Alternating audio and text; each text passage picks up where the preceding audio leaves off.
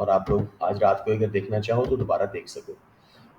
Erling हैलांड, ये वही होगा ज़यान। अस्सलाम वालेकुम Zayan, new name today and अस्सलाम वालेकुम फासिया। हालैंड, अच्छा जी। सफ़ीर रहमान, ठीक है। चलें जी, कुछ बच्चे आ गए, लेट्स मेक अ स्टार्ट।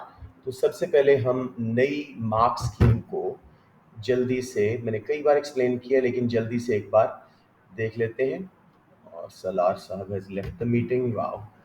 अच्छे जी, let's start with latest papers और उनकी हम जल्दी से मार्क स्कीम देखते हैं और फिर उसी से हम फर्दर इसको इलेबरेट करते हैं कि कैसे आपका पेपर एक्सपेक्टेड है।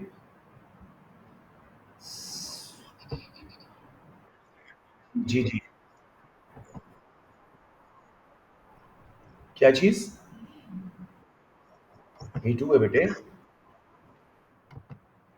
A2 है, वो कहाँ से आपको समझ में आ गया?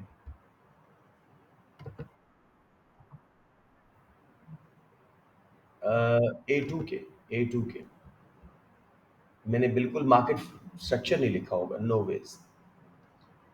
P2 की क्लासेस में मैं नेवर, मुझे भेजो अगर मैंने ऐसी कुछ गलती की है तो। And how would I, why would I. जी, तो लेट्स स्टार्ट। ये है जी लेटेस्ट फरवरी मार्च 2023 का जो वेरिएंट इंडिया में आया। मैं आपको जल्दी से बस इसकी पहले मार्क स्कीम समझाना चाह रहा हूँ इन क्वेश्चंस की कि कैसे होती है। और ये मार्क स्कीम इसलिए निकाल जी। तो अब देखिए ज़रा, ये मार्क स्कीम है आपकी लेटेस्ट। इस वक्त सिर्फ मार्क स्कीम पे फोकस कीजिएगा, कंटेंट को हम बाद में हैंडल कर लेंगे। आपने ऑलरेडी सारी रिवीजन जितनी करनी थी कर ली है, तो अब कंटेंट से ज़्यादा मार्क स्कीम समझने पे ज़रा गौर करें। अम, आपके 3 ऑब्जेक्टिव हैं असेसमेंट के, कैम्ब्रिज के मुताबिक। असेसमेंट ऑब्जेक्टिव 1 है नॉलेज एंड अंडरस्टैंडिंग। इसमें आपको सिलेबस कंटेंट की नॉलेज होनी चाहिए, फॉर्मूलाज, डेफिनेशन, ठीक है जी। अप्रोप्रिएट एग्जाम्पल दे सको, जैसे मेरिट गुड्स की education health care, demerit goods की सिगरेट अल्कोहल, पब्लिक गुड्स की street lights, national defence, light houses, flood defences वगैरह। और डायग्राम्स को लेबल करना, उनके सही शिफ्ट्स वगैरह करना, ये सब कुछ नॉलेज में आ जाता है। समझ आ गया जी। एनालिसिस के अंदर आपका कि जो आपका क्वेश्चन एट हैंड है या टॉपिक एट हैंड है, जो इकोनॉमिक इंफॉर्मेशन उन्होंने आपको दी हुई है, उसको आप सही तरह से इंटरप्रेट करके, एनालाइज करके, यानी दोनों। जी जी जी बेटे।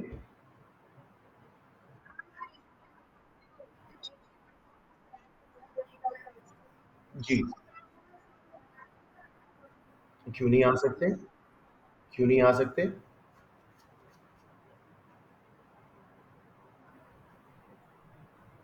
Fascia, clear on the answer? नया टॉपिक है, इंपॉर्टेंट है। अच्छा जी।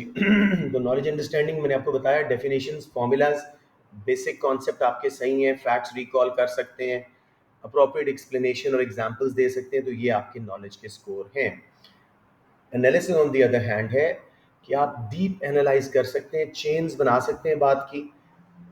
फॉर एग्जांपल वो कहता है इंटरेस्ट रेट कम होने से कंट्री के ऊपर क्या असर पड़ता है, तो आप उसका पूरा एक चेन बना सकते हैं कि कॉस्ट ऑफ बोरोइंग कम होती है, रिटर्न ऑन सेविंग कम होती है, तो लोग बोरो कम करते हैं, सेव ज़्यादा करते हैं, फर्म्स भी बोरो ज़्यादा करती हैं, कंजम्पशन और इन्वेस्टमेंट का इंजेक्शन आता है जिससे एग्रीगेट डिमांड बढ़ती है। और फिर एम्स पे अगर क्वेश्चन में पूछा होता है इकोनॉमी पे क्या हालात पड़ेंगे, इकोनॉमिक ग्रोथ आएगी, अनएम्प्लॉयमेंट कम होएगी, रियल जीडीपी बढ़ेगा, एग्रीगेट डिमांड के राइट शिफ्ट वाला ग्राफ भी बना सकते हो। और फिर ये हमारा सारा उस कैसे उसने इकोनॉमी को असर किया। अब उसके लिमिटेशंस का भी स्कोर होता है, यानी कौन से एम हाथ से निकल जाएंगे और फिर पॉलिसीज की लिमिटेशंस क्या होती हैं।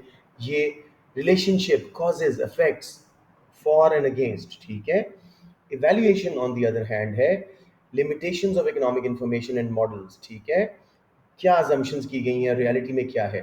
जैसे हम पीईडी का हमेशा कहते हैं कि ये एक वीक मेजर है, या वाईडी वगैरह हिस्टोरिक डाटा पे बेस्ड हो सकता है, आउटडेटेड इंफॉर्मेशन हो सकती है, कैलकुलेशन में प्रॉब्लम होती है, छोटा सैंपल ले लेते हैं तो मार्केट रिसर्च है इनएक्यूरेट हो सकती है, keeps changing with time, ceteris paribus assumption पे, तो ये सब कुछ इवैल्यूएशन में आ जाता है। और फिर एक फाइनल जजमेंट करके 3 मार्क्स उसके लेके आपने एक कंक्लूजन का स्कोर करना है, डिसीजन करना है एंड पे।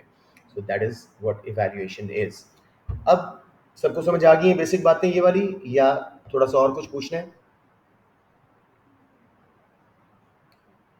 Okay, most of my answers मैं एनालिसिस के अंदर ही काफ़ी हद तक इवैल्यूएशन करवा चुका होता हूँ, ताकि मेरे बच्चों का स्कोर अच्छा हो जाए, और फिर अगर इवैल्यूएशन में कुछ वीकनेस भी है तो 3 मार्क्स में से कोई एक आधा स्टिल स्कोर कर लें, कंक्लूजन सही दे लें, इस तरह की मेरी कोशिश होती है।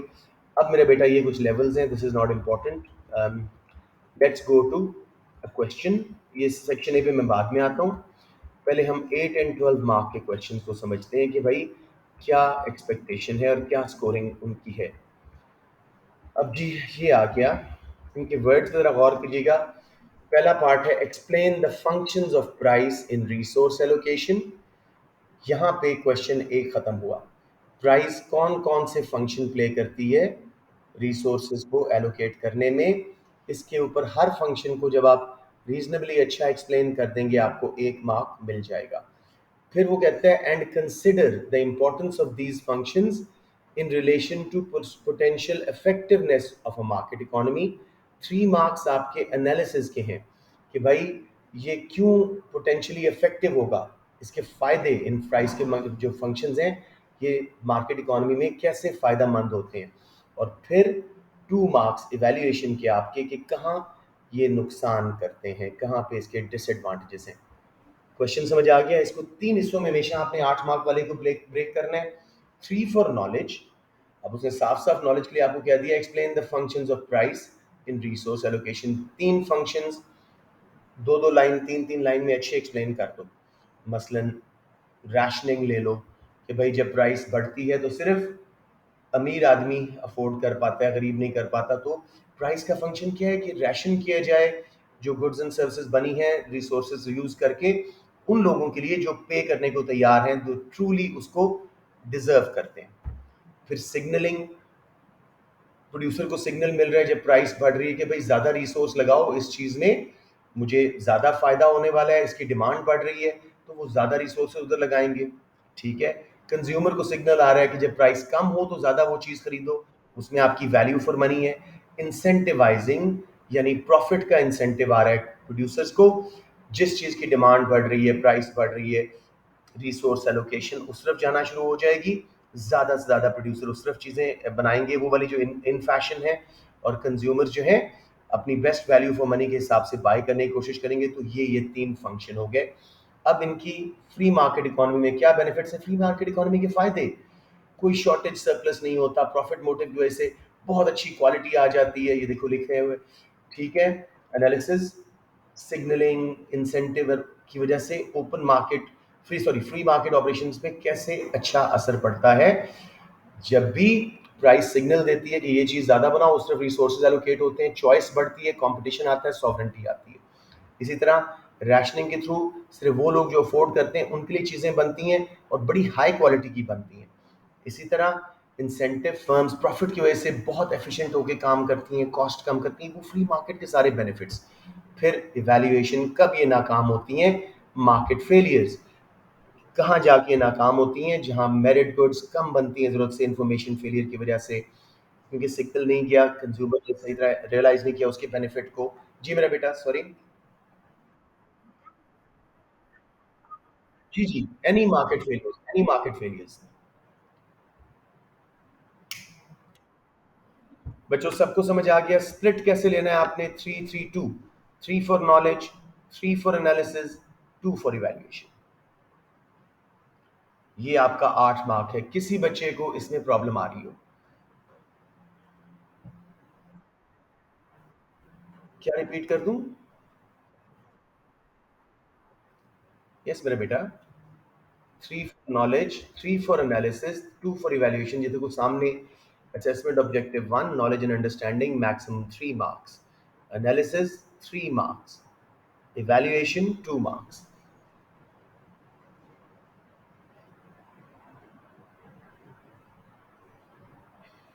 जायान अब समझ आ गया बेटे, बहुत दफा बता चुका हूं मैं ये, अपने आप को कंफ्यूज ना करें। 3-3-2 का स्प्लिट है, नॉलेज एनालिसिस इवैल्यूएशन 8 मार्क्स में। Zayan, are you clear?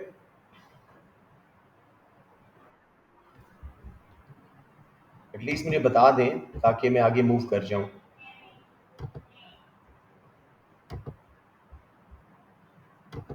सबको मेरी आवाज आ रही है ना? ऐसे खामोश बैठे हैं, चलें। अब नेक्स्ट क्वेश्चन में आपको फिर ए पार्ट निकाल के दिखा रहा हूं। सारे ए पार्ट्स की हम मार्क्स स्कीम समझ लें। Explain the possible economic reasons for inequality of incomes. And से पहले पहले समझो आपका नॉलेज की क्वेश्चन है। एंड कंसिडर वेदर, आया के good points and bad points, whether income inequality inequality of income can benefit an economy. अब मुझे कोई आप में से बच्चा बताओ कि 3 मार्क्स नॉलेज के इस क्वेश्चन में कैसे लेंगे? नहीं, not at all. Yes, three reasons for inequality fascia. उसने कहा explain the possible economic reasons for inequality. Inequality को बेशक डिफाइन कर दो, लेकिन मार्क कहाँ मिलेगा? जब आप सही रीजंस बताएंगी कि इनइक्वालिटी ऑफ इनकम क्यों होती है। और फिर एनालिसिस के लिए वो कह रहा है consider whether inequality of incomes can benefit in economy. 3 marks analysis के कैसे आएंगे?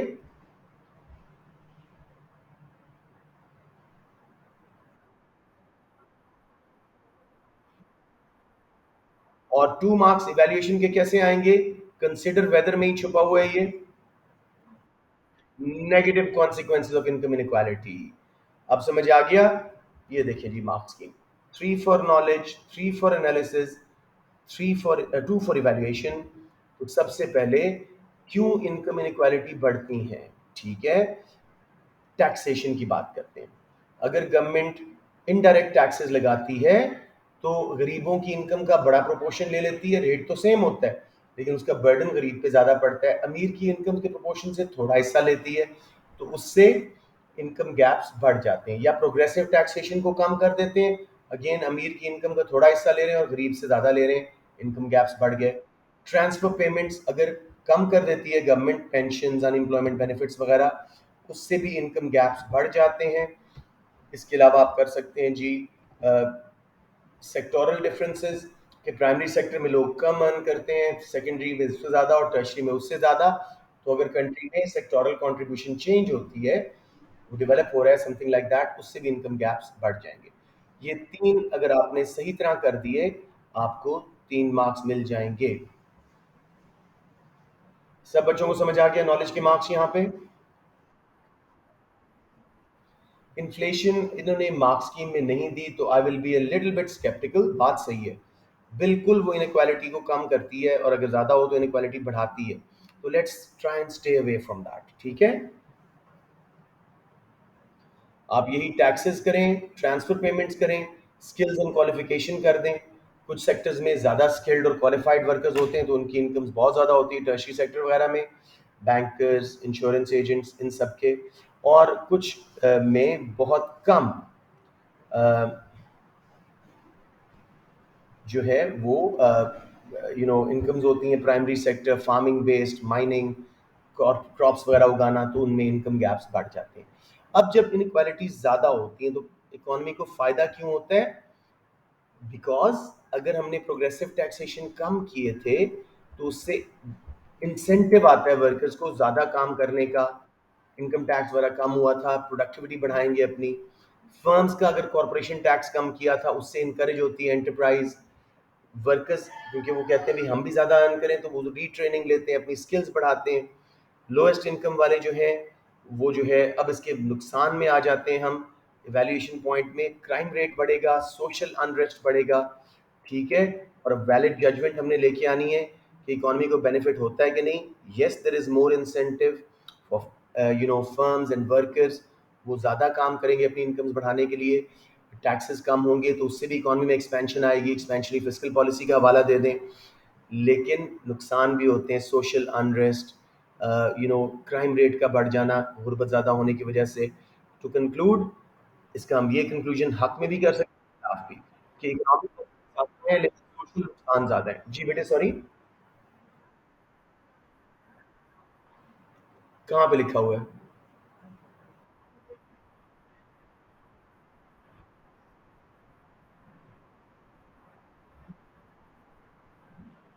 देखो, ट्रिकल डाउन इफेक्ट ये है कि आपने टैक्सेस कम किए, पूरी इकोनॉमी में एक्सपेंशन आई, जॉब्स क्रिएट हुई, अनएम्प्लॉयमेंट कम हुई, इनकम्स बढ़ी, तो ट्रिकल डाउन होके वो नीचे रास्ता हुआ, जैसे ना एक पानी बहता हुआ नीचे तक आ जाता है, तो सबको फायदा होता है।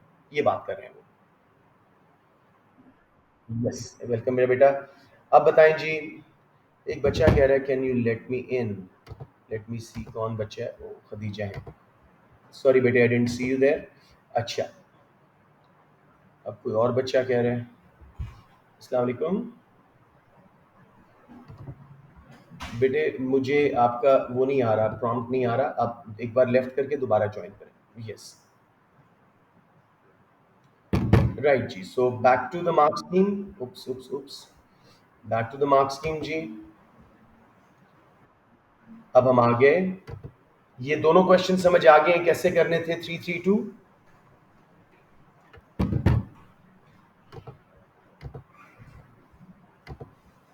Okay, I hope so everybody has understood it. अब इसी का थर्ड क्वेश्चन सेक्शन सी से उठाते हैं और फिर उसकी मार्क्स की जज करते हैं। Explain the circular flow of income in a closed economy. अच्छा, आप अपने आप को टेंशन देने के बजाय नॉर्मल स्टाइल में ही आंसर करें, तब भी आपका स्कोर सारा आ जाएगा। मैं भी समझाता हूँ कैसे। And consider the extent to which the circular flow of income changes as an economy becomes an open economy. ठीक है। अब इसमें जो एक्सटेंट टू है ना, ये इवेल्युएशन का पॉइंट है।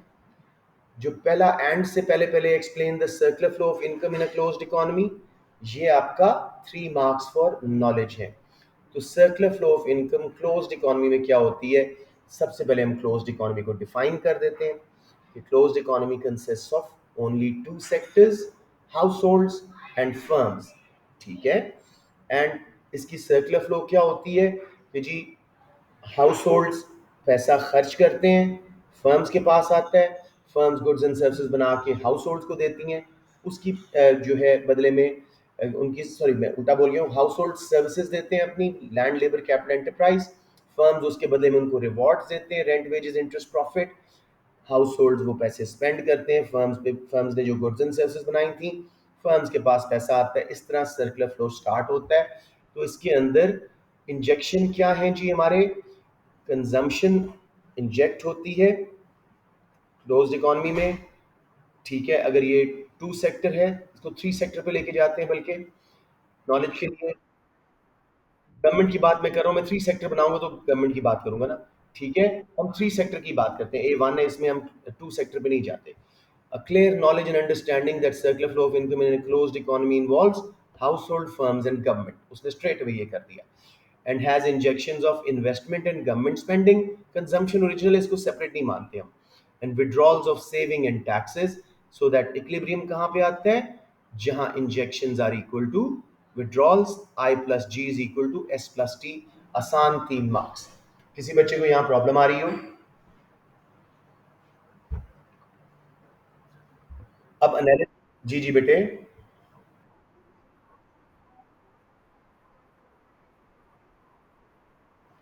ये ऑटोमेटिकली हो नहीं रहा बेटे, आप मुझे खुद बताओ। Closed economy consist of 3 sectors, house hold, firms and government, 1 number. ठीक है जी। इसके अंदर हाउस होल्ड स्पेंड करते हैं, गवर्नमेंट स्पेंड करती है, वो पैसा जाता है फर्म्स के पास, ये इंजेक्शन आ गए। फर्म्स इन्वेस्ट करती हैं, ये इंजेक्शन आ गया। फिर जी सेविंग्स और टैक्सेस विड्रॉ हो जाते हैं, ये विड्रॉल हो गया। इक्विलिब्रियम कहाँ आता है, जहाँ injection I plus G are equal to S plus T. तो आप जिस एंगल से लिखोगे बात वही होगी ना। जी बेटे, आप क्या पूछ रहे हैं? नो नो नो नो, उसने बिल्कुल नहीं मांगा हुआ, डोंट कॉम्प्लिकेट योर आंसर। ठीक है बेटे, ग्राफ तब बनाओ जब आपको फुल ग्रिप है और you have enough time. 8 mark का क्वेश्चन है, कोई मार्क, 3 मार्क्स है टोटल नॉलेज के। अब 3 एनालिसिस के कैसे आएंगे कि कैसे चेंज होता है जब ये इकोनॉमी ओपन इकोनॉमी बन गई। इसी इंफॉर्मेशन पे मुझे बताएं, जब ये ओपन इकोनॉमी बनेगी कौन सा सेक्टर ऐड हो जाएगा? International trade. अब वो जाके मिलके house hold, firms, government and exports minus imports, ये सब मिलके सर्कुलर फ्लो ऑफ इनकम बनाएंगे। अब कौन सा इंजेक्शन ऐड होगा और कौन सा विड्रॉल आएगा? एक्सपोर्ट्स का इक्विलिब्रियम कहाँ आएगा? जहां I plus G plus X are equal to S plus T plus M, savings plus taxes plus imports. ये आपका आंसर आ गया। यहां तक कोई कंफ्यूजन बच्चों? इवैल्यूएशन, एक्सटेंट टू विच कितना चेंज आएगा, डिपेंड किस चीज पे करता है? मैंने आपको एक क्वेश्चन करवाया हुआ है, किस चीज पे डिपेंड करता है? इलास्टिसिटी का किसने बोला है? इलास्टिसिटी का किसने बोला है? बिल्कुल गलत बोला है। यस, यानी कंट्री कितनी ज्यादा पार्टिसिपेट कर रही है इंटरनेशनल ट्रेड में, एक्सपोर्ट्स और इंपोर्ट्स उसकी एग्रीगेट डिमांड का, सर्कुलर फ्लो ऑफ इनकम का कितना हिस्सा बन रहे हैं। अगर ये बहुत ही ओपन इकोनॉमी बन रही है चाइना थाईलैंड की तरह, तो ज्यादा बड़ा चेंज आएगा। लेकिन अगर ये क्लोज सी इकोनॉमी है, बहुत कम ट्रेड कर रही है, तो थोड़ा सा फर्क आएगा। Offers a valid judgement on the extent to which circular flow of income changes as an economy becomes an open one, depending on the importance of international net trade to reach a conclusion. समझ आ गया मेरा बेटा या नहीं? बोला? देखो देखो, आप एक बार जरा क्वेश्चन देखिए, वो क्या कह रहा है? Explain the circular flow of income in a closed economy. अब आपने तीन सेक्टर्स की बात की, कौन कौन से इंजेक्शंस हैं, कौन कौन से हाउस होल्ड फंड वगैरह, और कौन से विड्रॉल्स हैं जहां इक्विलिब्रियम आ गया। वो कहता है consider the extent two is your evaluative point. ठीक है, तो पहले तो आप बता देंगे सिंपल एनालिसिस के लिए कि जब वो इकोनॉमी ओपन इकोनॉमी बन जाएगी, उप्स, जब वो इकोनॉमी ओपन इकोनॉमी बन जाएगी, तो एक और इंटरनेशनल ट्रेड बीच में शामिल हो जाएगा, इंटरनेशनल इकोनॉमी बीच में आ जाएगी, तो अब जो है injections of X and withdrawal of M आ जाएगा, equilibrium I plus G plus X is equal to S plus T plus M. ये मेरे नोट्स में एग्जैक्टली ऐसे बना हुआ है। अलबत्ता एक्सटेंट किस चीज पे डिपेंड करता है? कितना बड़ा हिस्सा international trade, net exports X minus M इस इकोनॉमी का हिस्सा बने थे। अगर ये बहुत ज्यादा ट्रेड कर रही है, तो मेजर चेंज आएगा सर्कुलर फ्लो ऑफ इनकम में। लेकिन अगर ट्रेड थोड़ी सी कर रही है, तो बहुत माइनर सा फर्क आएगा। ये आपका कंक्लूजन है। जयान समझ आ गया? Any question?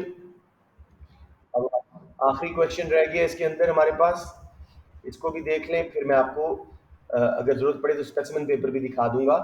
With the help of a diagram explain what is meant by appreciation of a floating exchange rate and consider whether. अब अगेन एंड से पहले पहले आपके 3 मार्क्स आ गए नॉलेज के। एक डायग्राम बनाएं, फ्लोटिंग एक्सचेंज रेट कैसे अप्रिशिएट होता है, कोई फैक्टर बताएं उसमें, and consider whether a country can only benefit from appreciation of its country। 3 marks for benefit of appreciation, 2 marks for disadvantages of appreciation। और उसमें कंक्लूजन भी देना है कि क्या हम हमेशा बेनिफिट करते हैं, शॉर्ट रन में क्या होता है, लॉन्ग रन में क्या। समझ आ गई मेरी बात बच्चों, या दोबारा बता दूं? सबसे पहले इसके अंदर एहतियातन हम फ्री फ्लोटिंग एक्सचेंज रेट को डिफाइन कर देते हैं। कोई बच्चा बताओ व्हाट आर दे? जी जी, को और बता दें शाबाश।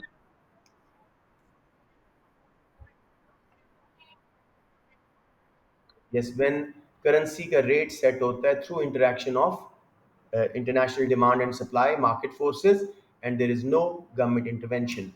अब इसका ग्राफ बनाएंगे, मुझे इसके लेबल्स चाहिए, सही वाले लेबल्स। वाई एक्सिस पे क्या लिखेंगे?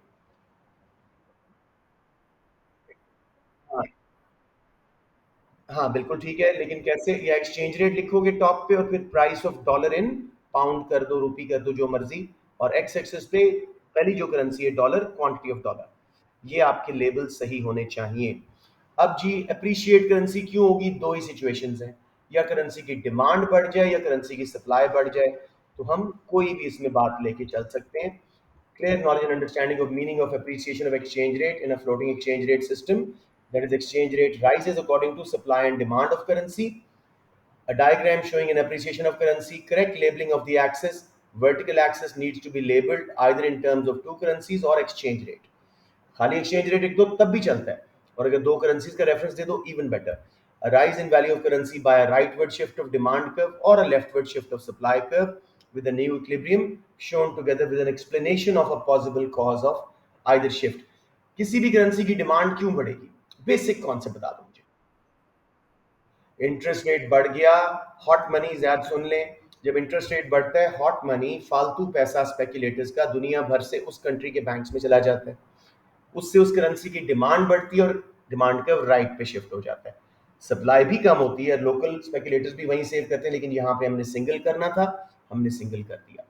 सबको समझ आ गया यहाँ पे appreciation of a free floating exchange rate के डिमांड एंड सप्लाई के थ्रू होते हैं, और अप्रिशिएट क्यों होंगे, डिमांड या सप्लाई में कोई चेंज आए, या डिमांड बढ़े या डिमांड कम हो, सप्लाई कम हो। लेबल क्या करने, एक्सचेंज रेट और नीचे क्वांटिटी या price of one currency, for example dollar in pounds, Y axis पे और एक्स एक्सेस पे क्वांटिटी ऑफ डॉलर्स। कोई भी रीजन दे दें, सिंपल भी कह देंगे ना, demand for US exports may have increase due to rise in income in other countries, demand curve for US dollar will shift to the right and exchange rate will appreciate, 3 marks. अब जी इसके मुझे बताएं benefit, 3 marks for benefit. Terms of trade बेहतर हो जाती है, क्यों, बिकॉज रिलेटिवली एक्सपोर्ट्स महंगी और इंपोर्ट सस्ती। और कोई फायदा बताएं एक्सचेंज रेट ऊपर होने से। यस, कॉस्ट पुश, इन्फ्लेशन कम हो जाती है, imported raw materials components goods सस्ती हुई, तो जो इंपोर्टेड रीजंस की वजह से कॉस्ट पुश इन्फ्लेशन आ रही थी, हमारी फर्म्स रॉ मटेरियल्स इंपोर्ट कर रही थी और डोमेस्टिक कॉस्ट बढ़ रही थी, वो कम हो जाएंगी। एक और करते हैं, डिमांड पर इन्फ्लेशन भी फॉल हो जाएगी, एक्सपोर्ट्स महंगी इंपोर्ट सस्ती, एग्रीगेट डिमांड गिरी। अगर डिमांड इलास्टिक थी तो हमारी डिमांड पर इन्फ्लेशन भी कम। जी अब्दुल्ला, आप क्या कह रहे थे?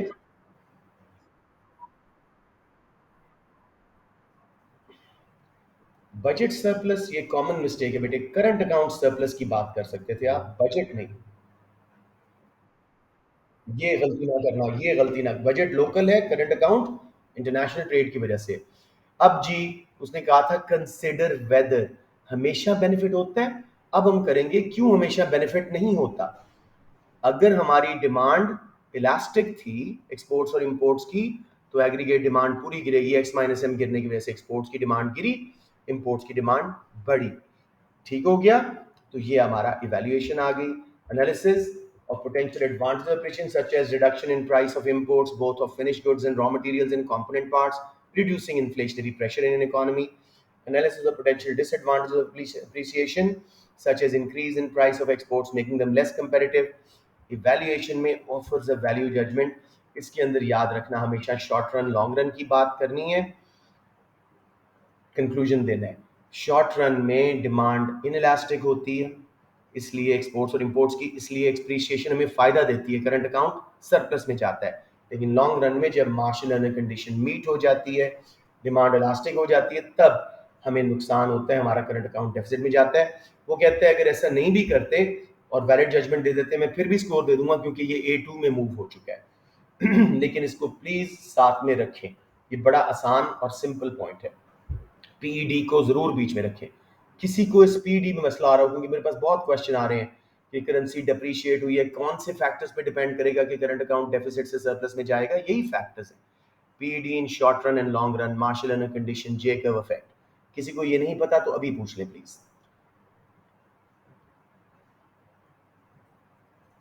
सबको क्लियर है ये?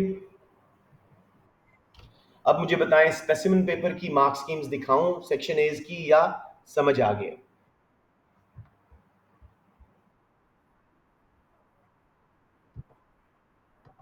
ओके ओके, नहीं अब पहले इसके फिर 12 मार्क के कर लें या अभी 8 मार्क के उसके कर लें?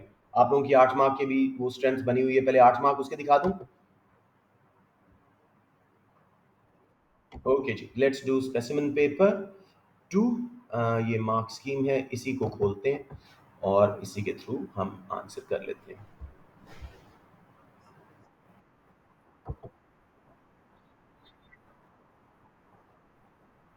नो नो नो, सीपीआई तो मतलब है कंज्यूमर प्राइस इंडेक्स। फुल लिखें सिर्फ, देखो इन्फ्लेशनरी प्रेशर्स बोलते रहो, due to cost push reasons, कुछ टर्म एक दफा बता के बार बार वर्ड ना लो, लेकिन बेटे बड़ा मुश्किल हो जाएगा उसके लिए, सीपीआई तो वो गलत कर देगा फॉर। डोंट मेक एब्रीविएशंस, जो हैं वो हैं, जो नहीं है वो आप नहीं बना सकते, ठीक है? अब मेरा बेटा, जी जी जी, definitely GDP, ADAS, real GDP, price level, ये सब नॉर्मल टर्म्स हैं। इनकी एब्रीविएशन जो आपको दी हुई है एग्जाम में, एमएनसी जैसे मल्टीनेशनल कंपनी की, पीईडी, एक्सईडी, ये सब आप लिख सकते हैं विदाउट एनी वरी। ठीक है। अच्छा जी, अब सॉरी ये तो सेक्शन ए चल रहा है, सेक्शन बी का क्वेश्चन। मुझे इस तरह का क्वेश्चन कल के आपके एक्सपेक्टेड है, इस तरह के questions, not the March P3 P2 in India, इस तरह के क्वेश्चन स्ट्रेट फॉरवर्ड मुझे एक्सपेक्टेड है। An economy consists or contains of just two sectors, agricultural sector and industrial sector. With the help of a diagram, explain how a PPC curve can be shown, be used to show the concept of opportunity cost. यहाँ रुक जाएं, 3 marks. And consider whether opportunity cost is likely to remain constant if resources are reallocated from agriculture to industrial sector. क्या opportunity cost constant रहेगी या बढ़ेगी, जो reality में बढ़ती है? 3 marks उसको दिखाने के, 2 marks evaluation के कि क्यों बढ़ती है opportunity cost. मार्क्स स्कीम समझ आई? सॉरी, वो मार्च 23 जो इंडिया में आया, ये स्पेसिमन पेपर जो कैम्ब्रिज ने हमें दिया कि इस तरह के क्वेश्चंस आपको एक्सपेक्टेड हैं, इस तरह की मार्क्स की। अब आप लोग मुझे बताएं, ए पार्ट 8 मार्क, 3 मार्क्स नॉलेज के हैं, 3 मार्क्स एनालिसिस के हैं, 2 इवैल्यूएशन के। अभी मैंने बताया पहले 3 मार्क्स कैसे आएंगे आपके, एंड से पहले पहले देखो क्वेश्चन में।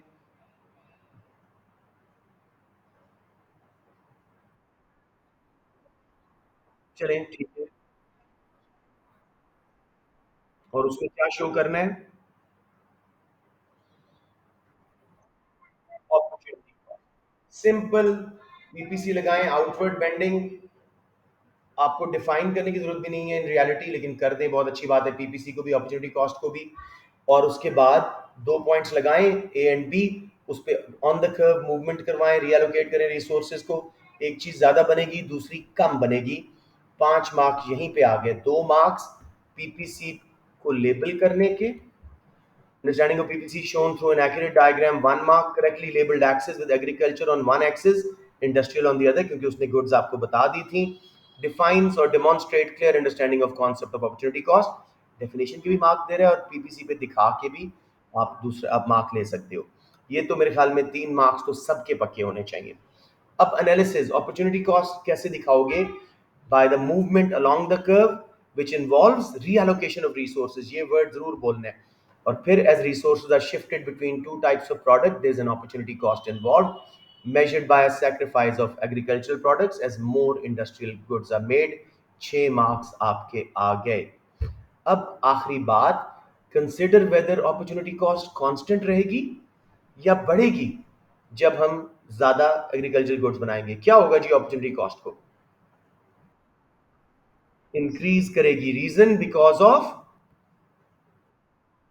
Non homogeneous.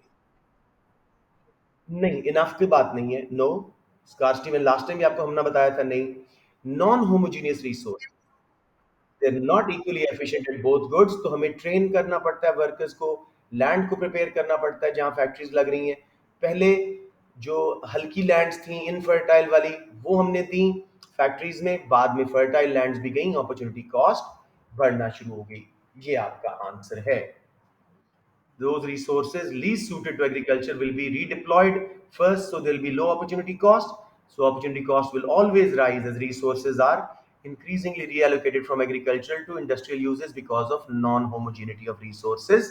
Training देनी पड़ती है, तैयारी करनी पड़ती है उस हिसाब से। Do you need to me to make the diagram कैसे opportunity cost बढ़ती है? 3 पॉइंट्स बनाने पड़ेंगे आपको पीपीसी पे। मुझे आखिरी बार बता दो, कल पेपर है, एक बार बना के दिखा दो सबको, या सबको क्लियर है कि कैसे करना है? Anyone, anyone. Sure, sure, sure, sure. बेटे देखो, याद रखना, अगर आपने सही आउटवर्ड बेंडिंग पीपीसी बना दिया है ना, तो ये गलत हो ही नहीं सकता, बिकॉज ऑटोमेटिकली अपॉर्चुनिटी कॉस्ट बढ़ेगी। उसका मैं आपको ट्रिक ये बता दूं कि आप पहले लेबल में ना सेम नंबर ऑफ गुड्स कर दें, ताकि आपको बाद में उसकी वैल्यूज देने में मसला ना हो। मसलन इधर आ गई जी एग्रीकल्चरल गुड्स, इधर आ गई इंडस्ट्रियल गुड्स। अब आप पीपीसी को सही वाला आउटवर्ड बेंड दें। पहला पॉइंट ए लगाएं, उस पे ये दिखा दें जी 100 ये बन रही थी और 100 ये बन रही थी। सेंटर से पॉइंट स्टार्ट कीजिएगा। फिर हमने अपॉर्चुनिटी कॉस्ट दिखाने के लिए रीअलोकेट किए रिसोर्सेज, ये अंदाजन लेट्स से 130 बन गई, और ये बाकी लेट्स से 50 रह गई। पहली 30 बनाने के लिए हमें 50 छोड़नी पड़ी। अब देखना, जब हम पॉइंट सी पे गए हैं, थोड़ी सी और ये बनाने के लिए, कोई 10 और बनाने के लिए हमें ये वाली देखना कितनी ज्यादा छोड़नी पड़ रही है। मुश्किल से ये 10 बच गई हैं, तो 40 छोड़नी पड़ रही है इस बार, just for 10 extra industrial goods. Opportunity cost increase हो रही है। शेप इसकी ऑटोमेटिकली, आपको पहले देखो, इतना एक्स्ट्रा बनाने के लिए सिर्फ इतना छोड़ना पड़ा था, अब सिर्फ इतना एक्स्ट्रा बनाने के लिए कितना ज्यादा छोड़ना पड़ा है। ये ऑटोमेटिकली सही बनेगा। आज रात एक बार प्रैक्टिस कर लीजिएगा। समझ आ गया बच्चों? कोई कंफ्यूजन?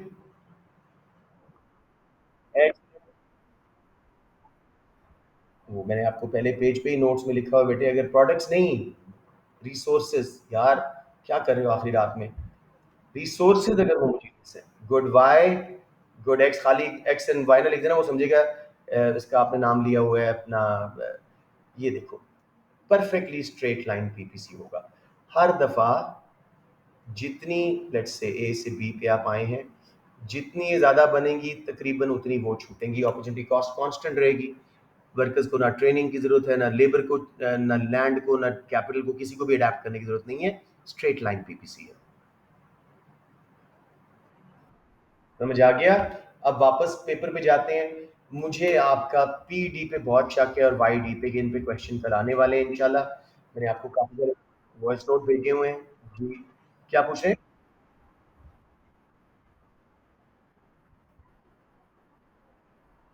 एक गुड के परस्पेक्टिव में, यस। जी। अब इस तरह का question I am kind of hoping for tomorrow. With the help of a formula explain the meaning of P S. यहाँ पे जब एंड से पहले पहले ना, यहाँ पे नॉलेज खत्म होगी। 3 मार्क्स कैसे मिल रहे हैं? फॉर्मूला दो, पीईएस को डिफाइन करो, ठीक है, और नीचे क्या लिखा हुआ है, रिलेटिवली इलास्टिक और इनइलास्टिक, उनको एक्सप्लेन कर दो। 3 मार्क्स आपके नॉलेज के आ गए। देख लो, what the price elasticity of supply measures. It is a measure of quantity supplied to a change in price of the product alone. Formula: percentage change in quantity supplied divided by percentage change in price. 1 mark. Distinction between relatively elastic and relatively inelastic. Relatively elastic supply is when a smaller percentage change in price causes a bigger percentage change in quantity supplied. इस तरह करके explain कर दोगे, 3 marks पक्के। मुझे लगता है कल कोई नंबर्स वाला या सिंपल फैक्टर्स वाला क्वेश्चन आपको पीईडी पे आने वाला है। बाकी अल्लाह बेहतर जानता है। एक हांसता होता है। उसके बाद मेरा बेटा वो कह रहा है, एंड के बाद आपके अब एनालिसिस स्टार्ट हो रहे हैं। Consider which factors are most important in determining whether PES for a good is likely to be relatively elastic or relatively inelastic. 3 marks मिलेंगे। कौन से फैक्टर्स PES को इलास्टिक या इनइलास्टिक करते हैं, वो हम बहुत दफा कर चुके हैं। सब बच्चों को PES के फैक्टर्स याद हैं? Their capacity, education and training level of workers, आपकी प्रोडक्शन प्रोसेस का time, availability of resources, number of firms. 3 करते ना, जैसे यहाँ पे ये कर रहे हैं। 2 marks for each well explained factor, 1 mark for each factor with limited explanation। शायद कुछ बच्चे लिमिटेड कर जाएं, 3 फैक्टर्स कर लेना, 6 मार्क्स पूरे हो गए। 3 नॉलेज के, 3 एनालिसिस के। इवैल्यूएशन में सबसे अच्छे कौन से फैक्टर्स हैं, कंक्लूड करें। कोई भी आप 2 ले लें, लेकिन best are number of firms in an industry. जितनी फर्म ज्यादा होंगी उतनी सप्लाई इलास्टिक, जब भी प्राइस बढ़ेगी बहुत सारी फर्म्स है वो रिस्पॉन्ड कर सकेंगी। या फिर प्रोडक्शन कैपेसिटी, अगर फर्म्स के पास कैपेसिटी बहुत बाकी थी, अनयूज्ड मशीनें, वर्कर्स वगैरह थे, जब भी प्राइस बढ़ेगी, डिमांड बढ़ेगी, they will be able to increase supply. So in my opinion, number of firms and availability of capacity are the most important. आप कोई भी 2 लिख दोगे, स्कोर मिल जाएगा। He just wants to see you attempt it. जी बेटे, अब समझ आ गया या कोई क्वेश्चन?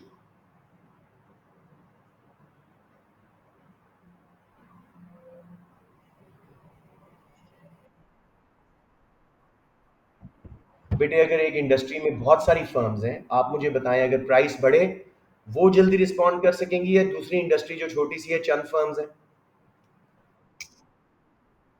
तो उसकी सप्लाई क्या होगी? इलास्टिक। तो ये मैं कह रहा था, ठीक है। जी बच्चों, सबको समझ आ गया या कोई क्वेश्चन यहाँ पे? अब 8 मार्क की महल में मार्क्स स्कीम आप लोगों के माइंड में काफी हद तक बैठ गई है। 332 नॉलेज एनालिसिस वैल्यूएशन एक और करवा दूं या shall we move to 12 marks now? वो सेम है जैसे पहले होती थी। अब 12 मार्क पे आते हैं तो हम मार्च 23 का ही कोई क्वेश्चन पिक कर लेते हैं, उधर अच्छे क्वेश्चंस थे, so I would like to do them. नहीं चेंज हुई बेटे, उन्होंने बोल दिया नॉलेज के 2 मार्क्स हैं, लेकिन वो पहले भी होते थे। मतलब जो हमने लिखना है पहले वाला वही सेम है। जैसे वो यहाँ पे पूछ रहे हैं, assess whether all market economies should become mixed economies, up to 4 marks. मुझे आप लोग बताएं, सॉरी, एनालिसिस के 8 मार्क को कैसे डिवाइड करेंगे?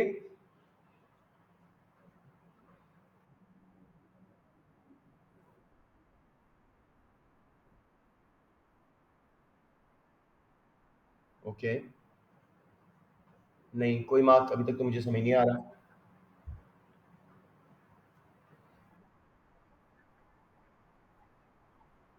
Why they should become mixed economies, ठीक है ना?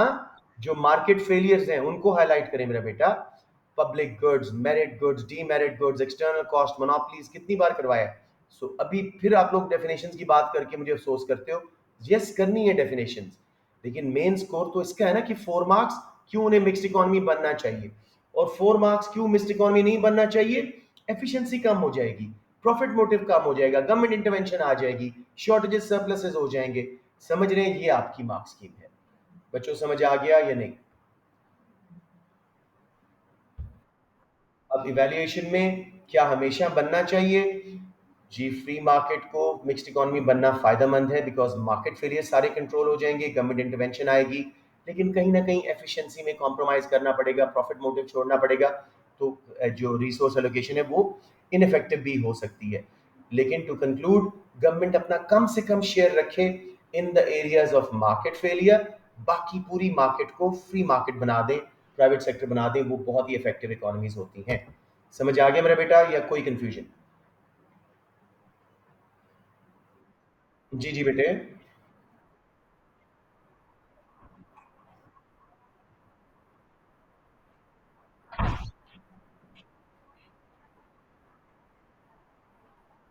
एब्सोल्युटली, बिकॉज ये दोनों का है ना। बिल्कुल सही कह रहे हो। जहां फ्री मार्केट फेल हो रही है वहां मिक्स्ड इकोनॉमी का आना फायदेमंद हो रहा है। जहां फ्री मार्केट फेल नहीं हो रही है और बड़ा अच्छा रिसोर्सेज एलोकेट कर रहे हैं, कंपटीशन है, चॉइस है, सॉवरेंटी है, नई टेक्नोलॉजी है, प्रॉफिट मोटिव है, वहां पे मिक्सिंग होनी चाहिए। ये बात सारी। सब बच्चों को समझ आ गया?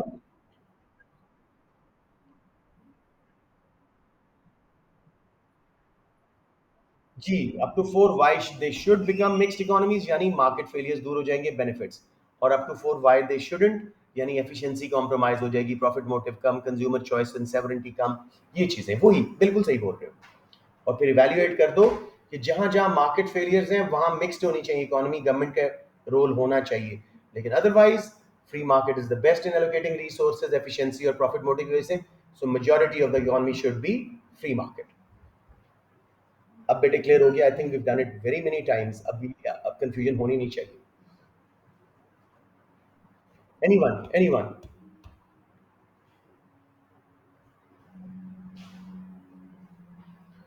ओके, अब दूसरा एक पहल और कर लेते हैं। मैक्रो का कर लें या इसी का कर लें? With the help of a diagram, उसने डायग्राम अब मांगा है। अब बनाना, लेबल करना, ये मैंने डूज एंड डोंट्स में बताया था, बताना था आपको कि जब भी डायग्राम बनाएं label it and explain it, वरना इट्स यूजलेस। ठीक है? मिनिमम प्राइस को डिफाइन करने से स्टार्ट कर देते हैं। वो कहते हैं जस्टिफाइड है कि नहीं। डायग्राम बना के मिनिमम प्राइस अबव इक्विलिब्रियम लगा के उसको बताएं कि नीचे इफेक्टिव नहीं होती, अबव इक्विलिब्रियम लगानी पड़ती है। उसके रिजल्ट में क्या क्रिएट होता है मार्केट में? शॉर्टेज या सरप्लस? सरप्लस हो जाता है, ठीक है, क्योंकि लोग डिमांड कम कर रहे हैं अब और सप्लाई ज्यादा हो रही है। अच्छा जी, अब इसके हम जस्टिफिकेशंस देते हैं। क्यों ये जस्टिफाइड है? फार्मर्स के लिए, प्रोड्यूसर्स के लिए, उनको जो है ज्यादा इनकम मिल जाती है, उनका कंज्यूमर सब, उनका प्रोड्यूसर सरप्लस बढ़ता है, वो ज्यादा इंसेंटिव आता है, ज्यादा प्रोड्यूस करते हैं, एम्प्लॉयमेंट जनरेट कर सकते हैं। लेकिन नुकसान क्या है? ब्लैक मार्केट्स, रैशनिंग करनी पड़ती है, गवर्नमेंट को बीच में आना पड़ता है, पुलिसिंग कॉस्ट आती है, गवर्नमेंट को एक्सेस स्टॉक खरीदना पड़ता है, अपने बफर स्टॉक में लगाना पड़ता है या एक्सपोर्ट करना पड़ता है। जस्टिफाइड सिर्फ शॉर्ट रन में है क्योंकि ये बड़ी इनएफिशिएंट पॉलिसीज हैं, ये डिमांड सप्लाई को डिस्टर्ब करती हैं। शॉर्ट रन में जस्टिफाइड है, वो भी एक्सट्रीमली कोई वल्नरेबल प्रोड्यूसर्स थे, फार्मर्स वगैरह, उनके लिए। अदरवाइज लॉन्ग रन में इनको मैनेज करना गवर्नमेंट के बस की बात नहीं, उसके बजट की लिमिट्स होती हैं, तो शॉर्ट रन में लगा के लॉन्ग रन में इनको रिमूव कर देना चाहिए। समझ आ गया बच्चों या नहीं?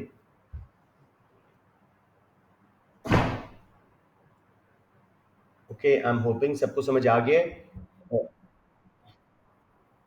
अब सेक्शन ए कर लें या एक मैक्रो का क्वेश्चन देखना चाह रहे हो? वैसे मैंने आपको बहुत सारे वॉइस नोट्स वगैरह भेजे हैं, सारा कुछ किया है। ये बी पार्ट तो मुझे, हालांकि मैंने इतने वाले वॉइस नोट्स भेजे हैं, बच्चे फिर भी कह रहे हैं जी ये समझा दें क्वेश्चन। वॉइस नोट सुने बगैर आ जाते हैं। बाहर देख लें। असेस वेदर, जैसे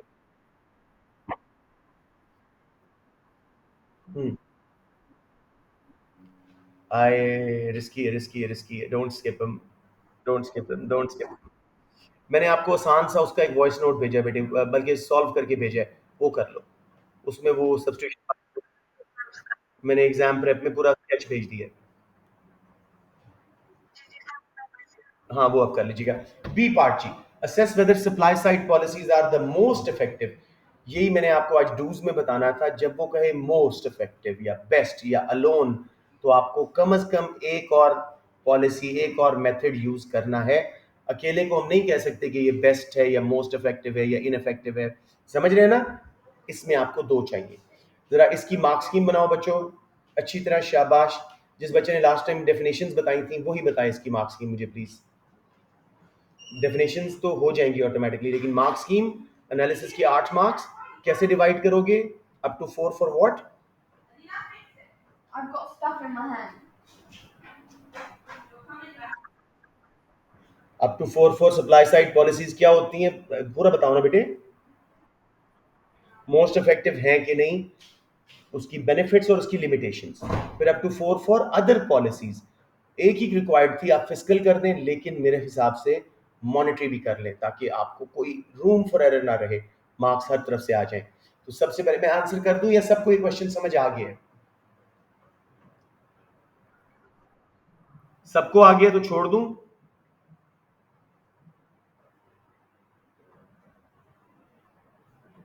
okay, I am leaving this. पता नहीं क्यों डर लग रहा है, मैं एक बार बोल देता हूँ।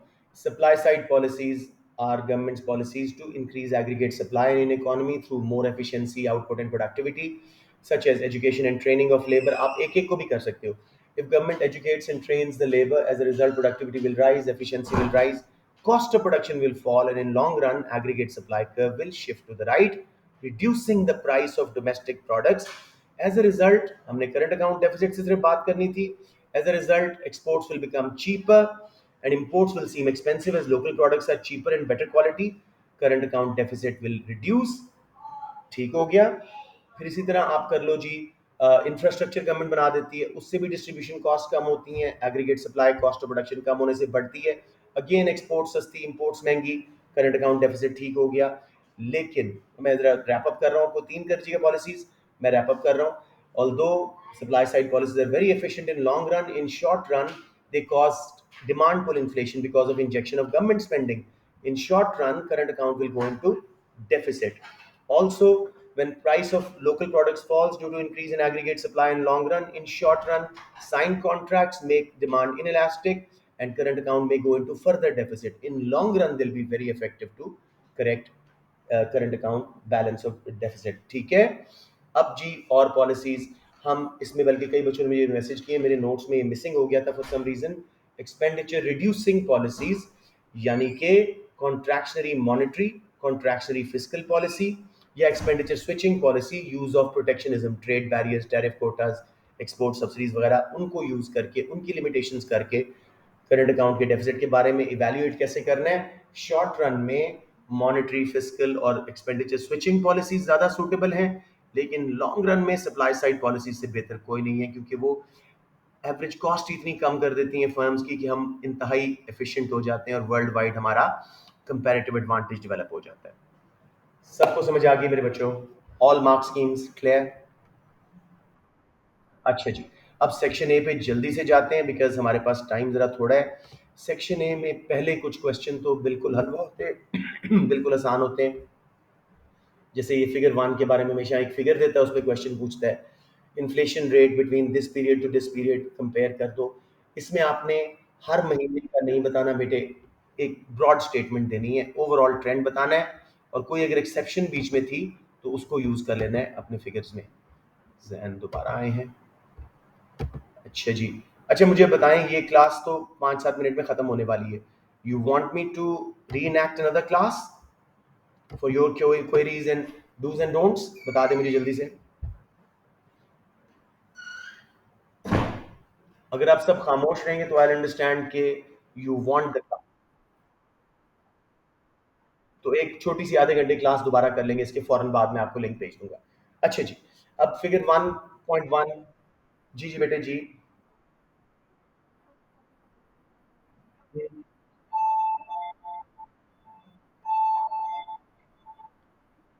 बिल्कुल करेंगे बेटे, 4 मार्क्स है।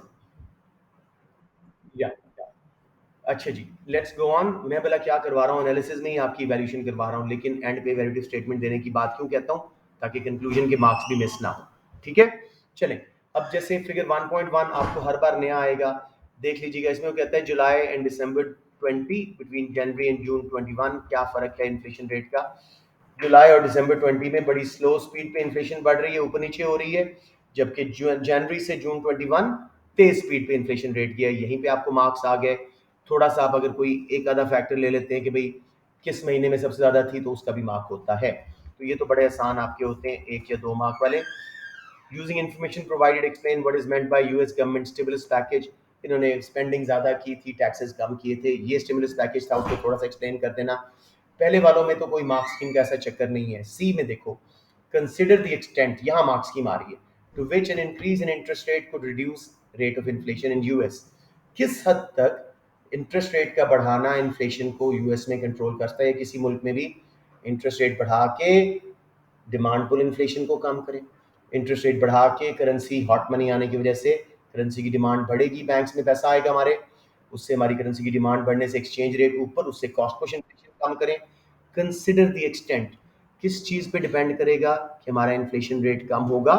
इट डिपेंड ऑन हमने इंटरेस्ट रेट कितना बढ़ाया था, फ्यूचर कॉन्फिडेंस कैसा था, क्या उसके मुताबिक जो है लोगों ने कंजम्पशन कम की थी, या फर्म्स और लोग स्टिल इन्वेस्ट करते रहे, कंज्यूम करते रहे, उनका कॉन्फिडेंस ही बहुत हाई था।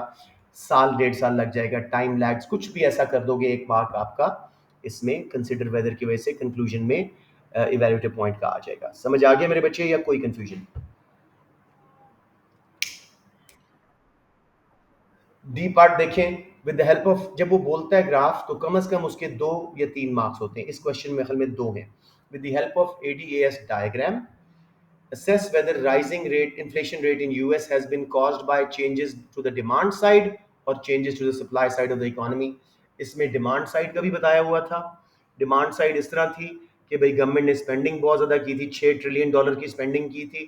और सप्लाई साइड क्यों, वो स्वेज कनाल बंद थी, तो डिस्ट्रीब्यूशन कॉस्ट, इंपोर्ट्स बड़ी महंगी हो रही थी, और सप्लाई चेन में बॉटल नेक्स बन रही थी, तो सप्लाई भी कम हो रही थी। दोनों आप एडीएस ग्राफ बनाओगे, price level real GDP label करोगे, एग्रीगेट डिमांड को राइट पे शिफ्ट करोगे और एग्रीगेट सप्लाई को लेफ्ट पे, प्राइस लेवल बढ़ जाएगा, रियल जीडीपी अनसर्टन रहेगा। 2 मार्क्स का ग्राफ, 2 मार्क उसको एक्सप्लेन करने का डेटा के साथ। तो असेस वेदर का वर्ड है, तो 2 मार्क्स हम बताएंगे कि किस हद तक जो है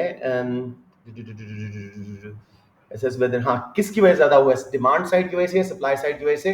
तो हम कहेंगे जी डेटा इन कंक्लूसिव है, हमें डिमांड बढ़ने के भी बता रहे हैं और एग्रीगेट सप्लाई कम होने का भी बता रहे हैं। नेट इफेक्ट पे डिपेंड करेगा कि कौन सा ज़्यादा इंपॉर्टेंट है, लेकिन since we do not have clear data on that we can not make a comment. समझ आ गया मेरे बच्चों? आखिरी क्वेश्चन जी, assess the possible consequences of rising rate of inflation for a country such as US.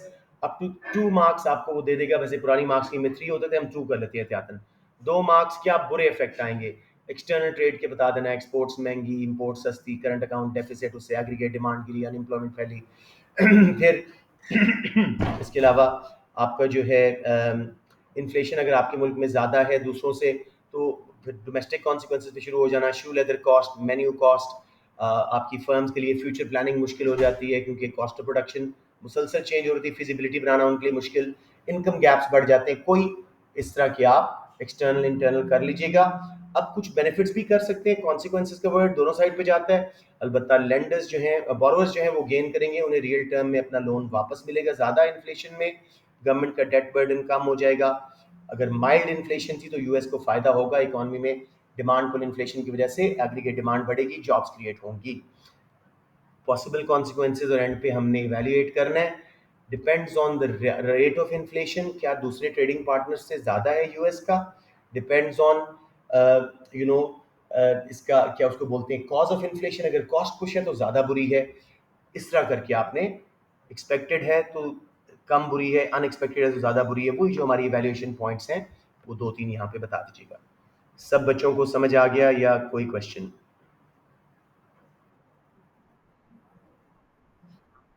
Okay, हाँ, इसको ख़त्म करते हैं, मैं आपको दोबारा भेजता हूँ।